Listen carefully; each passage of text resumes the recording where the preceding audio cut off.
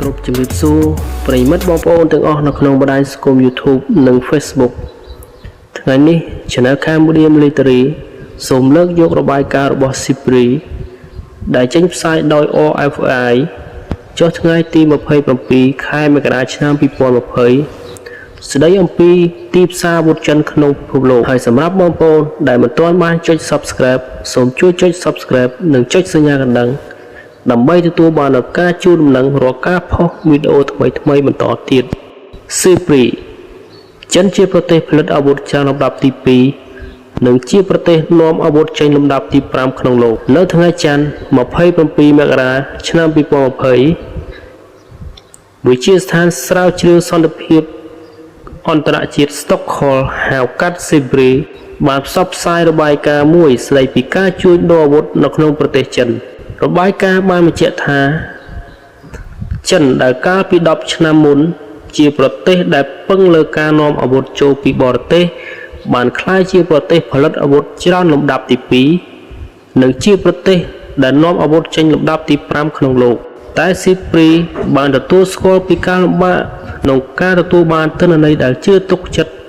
ស្ដីពីទឹកប្រាក់បានមកពីការលក់អាវុធនិងទំហំឧស្សាហកម្មអាវុធរបស់ចិនកាលពី10ឆ្នាំមុនចិនបានទិញអាវុធពីបរទេសពិសេសពីប្រទេសរុស្ស៊ីនិងអ៊ុយក្រែន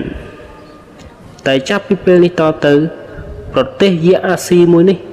បានក្លាយជាអ្នកផលិតអាវុធច្រើនលំដាប់ទី2បន្ទាប់ពីអាមេរិកនិងជាអ្នកនាំអាវុធចេញលំដាប់ទី5ក្នុងលោកតាមរបាយការណ៍ដែលរបស់ SIPRI មានឧស្សាហកម្មអាវុធចិនចំនួន3បានស្ថិតក្នុងចំណាត់ថ្នាក់នៃឧស្សាហកម្មអាវុធក្រាក់ទាំង10ក្នុងលោក SIPRI បានប៉ាន់ប្រមាណថាក្នុងមួយឆ្នាំទឹកប្រាក់ដែលចិនបានមកពីការលក់អាវុធមានប្រមាណពី7,000ទៅ8,000លានដុល្លារអាមេរិកហើយអាវុធភាគច្រើនត្រូវបានទិញដោយសាខាផ្សេងៗនៃកងទ័ពរំដោះប្រជាជនចិនរបាយការណ៍របស់ SIPRI បានបញ្ជាក់ថាឧស្សាហកម្មចិនក៏មានជំនាញជាងឧស្សាហកម្មអាវុធបរទេសដែរដូចយ៉ាង Aviation Industry Corp of China មានជំនាញខាងផលិតយន្តហោះចម្បាំងនិងផលិតផលផ្សេងៗសម្រាប់យន្តហោះចម្បាំងរីឯឧស្សាហកម្មអាវុធបរទេសក្រាក់មួយចំនួនបានផលិតសព្វាវុធទូទៅយ៉ាងណាក៏ដោយក្រុមអ្នកស្រាវជ្រាវរបស់ SIPRI បានទទួលស្គាល់ពីការលំបាកក្នុងការទទួលបានទិន្នន័យដែលអាចជឿទុកចិត្តស្ដីពីទំហំឧស្សាហកម្មអាវុធចិនព្រោះឧស្សាហកម្មអាវុធទាំងអស់ជារបស់រដ្ឋហើយអ្វីៗគ្រប់យ៉ាងត្រូវបានលាក់យ៉ាងជិតក្រោមហេតុផលសន្តិសុខជាតិនេះជាការថ្លែងរបស់លោកណានជៀនជាអ្នកនិពន្ធរបាយការណ៍ម្នាក់របស់ SIPRI ទោះបីជាគ្មានស្ថិតិផ្លូវការស្ដីពីការនាំអាវុធចិនក៏ដោយក៏ SIPRI បានកត់សម្គាល់ឃើញថាឧស្សាហកម្មអាវុធចិនបានអភិវឌ្ឍដល់កម្រិតមួយដែលតម្រូវការអាវុធចិននៅបរទេស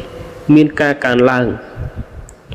ពិតណាស់កំណើននៃការនាំចេញអាវុធបង្កើនហានិភ័យ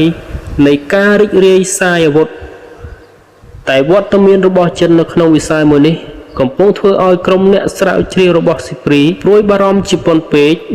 នេះក៏ដោយសារតែចិនបានចុះហត្ថលេខាតិចតួចលើច្បាប់ស្ដីពីការត្រួតពិនិត្យអាវុធជាក់ស្ដែង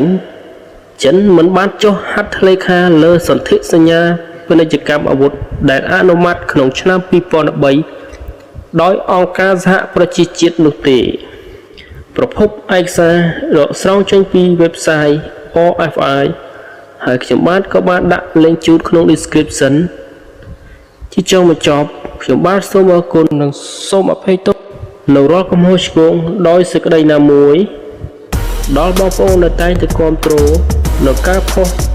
របស់ខ្ញុំបាទសូមមានសំណាងល្អគ្រប់ក្រុមគ្រួសារសូមអរគុណសូម